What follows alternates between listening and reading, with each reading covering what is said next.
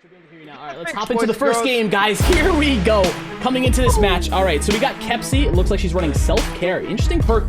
There's been some practice. There's been some talking, and it's going to be an interesting one. I am very excited to see how this match plays out.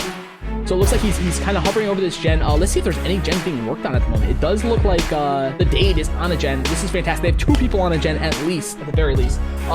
This is more for just the tournament. This is pride here, right? This is pride.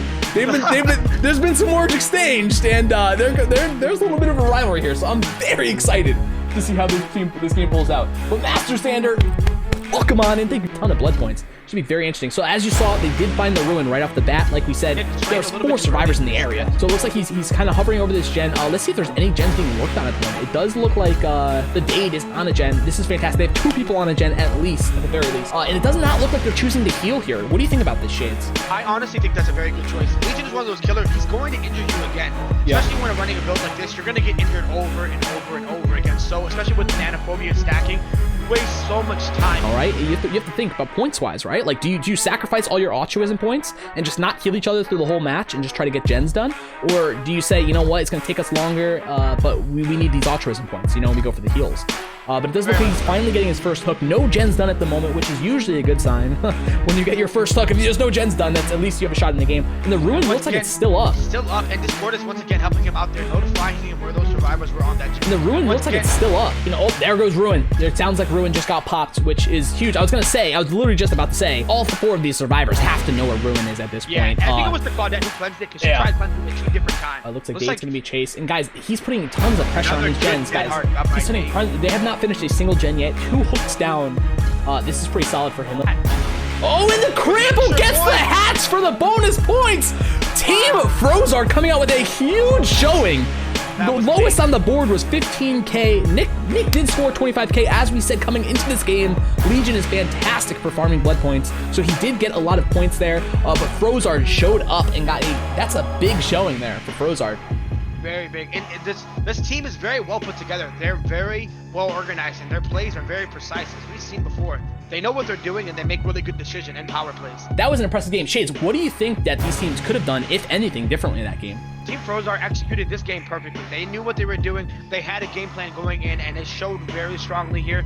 Either way, Oinks is waiting it out. This is very smart play. I mean, this is incredibly smart play. This is the type of play that in a game, as a survivor, you'd be like, oh, dude, what the hell? Just pick me up, blah, blah, blah. But, dude, this is smart play. He's playing in a tournament. He's looking to max out his points. He doesn't want to get the S, so he checks around first to make sure the hatch is not around, and then waits it out. Fantastic play on his part. Oh, this is going to get ugly. This could get really ugly really quick. And Sleepless Rose... Must have been a mistake there. It must have been a fat finger. No! Sleepless Rose, let's go! Oh no, we've all had it happen to us. This game just turned around. Sleepless Rose just popped into the chat and said no. So I'm assuming it was a mistake there. That's, oh my god. You know, one of the things I wish they put into the game is just pressing and holding the button to struggle. You know, having to spam it, but. All right. You know, one thing.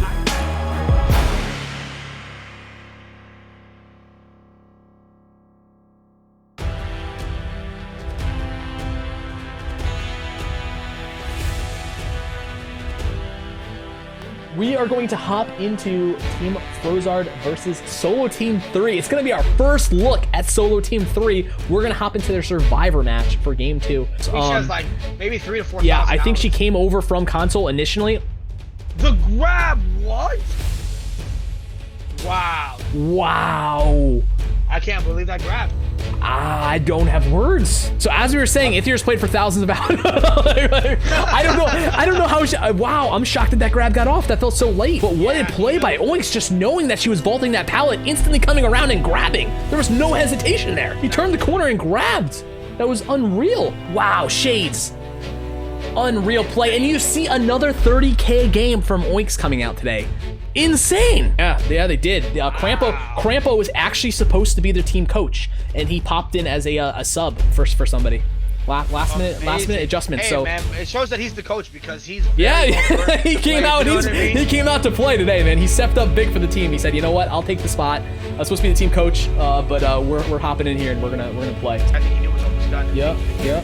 So it looks like he's turning back on the neg now. Crampo gonna pick up the chase here. Man, I would love to see how far these gens are right now. I got to imagine they're close to popping one. They might be popping one right now because he just ran to the door. Interesting. I think that was Frozzard. He just ran to the door. I would not be surprised if they have a gen that's at like 95% and they're gonna pop it and then open the door right now. Good dead hard, but unfortunately he ran into the collision right there, so he wasn't able to get that dead hard. Looks like the survivors are taking their time to group heal over there. Yeah, they are. Yep. Yeah, and it looks like Frozzard is actually coming off that door now. I don't know what's going on with the gen here. Dade is going to second stage.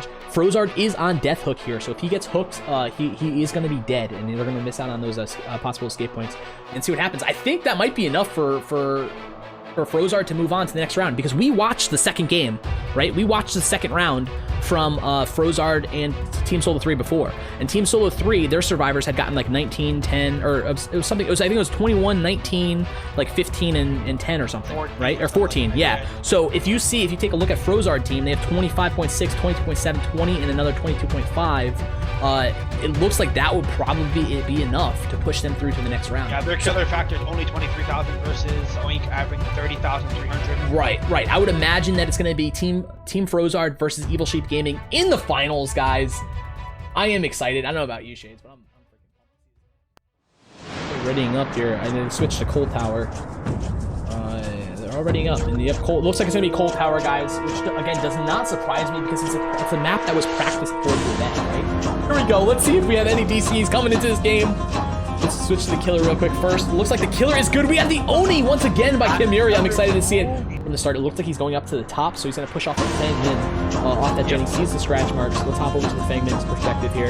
Oh, she just did a loud vault downstairs, so she got that notification knowing that she was there.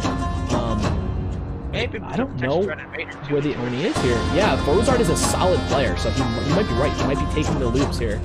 But we don't even see Oni. This gen is at 75% now. Oni's still in the house. He might be lost. He might not know where he is. Yep, he's right here. Yep, as you see, the Jeff is right there. Yep, Nathan Game just hovering there. Benny, it looks like he took off though, so that gen is going to regress. The gen does look like it's going to regress. So they're probably already aware that they had pulled off of that and it's been kicked. So yep. Check gen. Yeah, they're all on 3 other gens right at the moment. So that gen is regressing, but they're on 3 other gens. It's interesting that he ran to the Killer Shack there with Frozzard on the Killer Shack gen. But it looks like Oni's about to use his power. This is the first power of the game. We'll see how this plays off. And there's 3 gens again that are. So it looks like there's 2 people on the hook. Now this is dangerous. This is a dangerous zone, right? This is a dangerous time. It looks like Benny has borrowed time, and Frozzard does not. So Frozzard's going to try to take up the chase here, but Oni doesn't fall for it. Yeah, Oni doesn't fall for it. He goes right back to the hook. Oni would probably go back to the other hook here. Yes, he does. And he goes for the kill on Jeff, which is a smart play. Like I said, guys, this is chaining your kills, right? And now we're going to have 2 people on the hook. Dude, did Kanuri just turn this game around, Shades? I think he did. He might have just turned this game around. Frozzard's dead. Benny's hanging on the hook. Crampo just healed himself up. He might have pulled this out. Yep. He has that map awareness based on the blood orbs, like you said. And there's the flick again to close the game. Unfortunately, they had a disconnect with Dade. But Kimuri showing up, playing a solid game, and look at that scoreboard, Shades. Wow, that is crushing for Frozzard. I got it.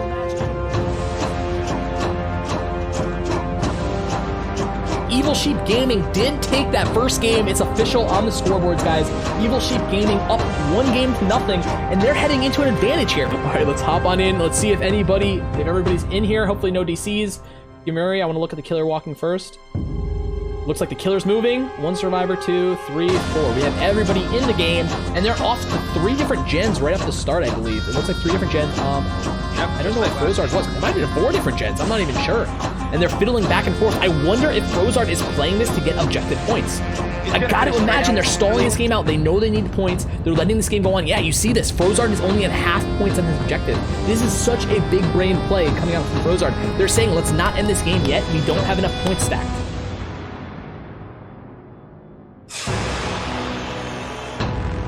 I'm not sure who Kimuri's on right now. It looks like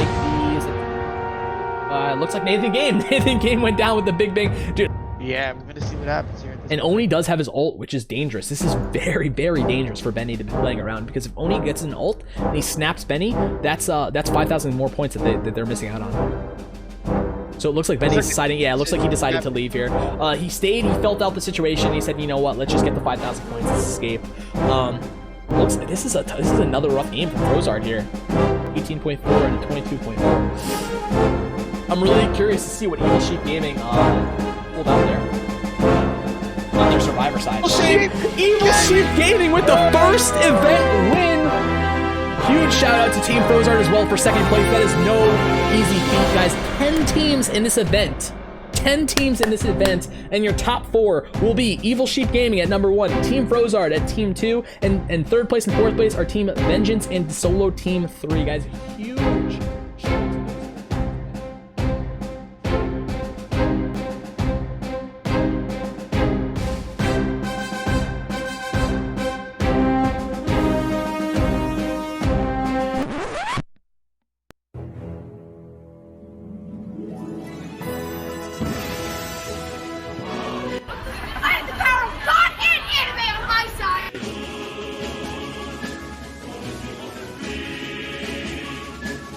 Watch this. Sometimes my genius is... it's almost frightening.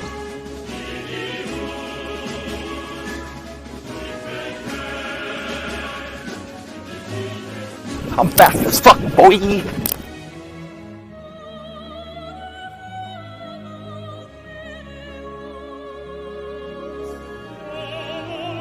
I masturbate whenever I can.